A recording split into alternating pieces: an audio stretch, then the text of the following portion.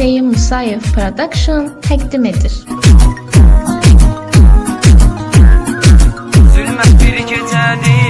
Zülmət bir gecədir, kədər qonağım. Həyatda sönübdür ömür çırağım.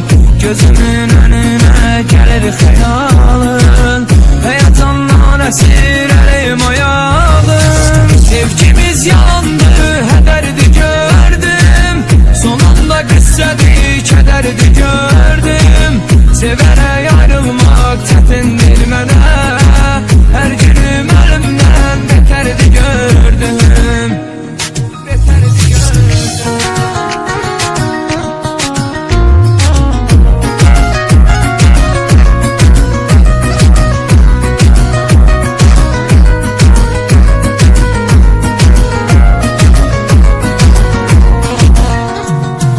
Sevmişəm mən səni, peşman etmisən. Sən məni özünə düşman etmisən. Mən səni sevərkən dəlilər kimi, sən mənim həyatımı viran etmisən. Sevgimiz yalandı, hədərdi gördüm. Sonunda qıssədir, kədərdi gördüm. Sevərək ayrılmaq çətindir mənə. Hər günüm əlimdən betərdi gördüm. Betərdi gördüm.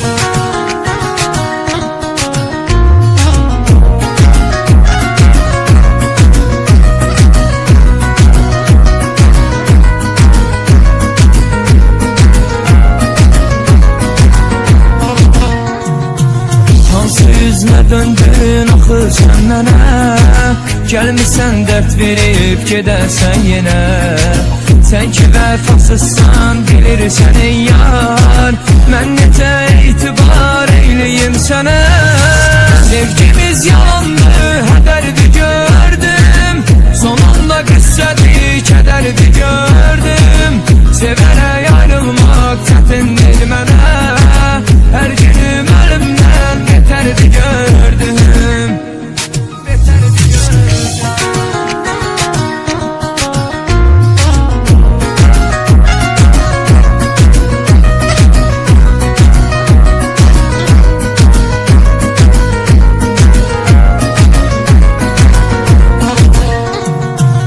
Düşünürəm səni, pis olur halım.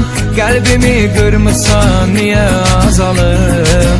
Getmir xəyanətin gözümün önündən. İstəmirəm daha xəyala dalım. Sevgimiz yalandı, hədərdi gördüm. Sonunda qıssədir, kədərdi gördüm. Sevərək ayrılmaq çətindir.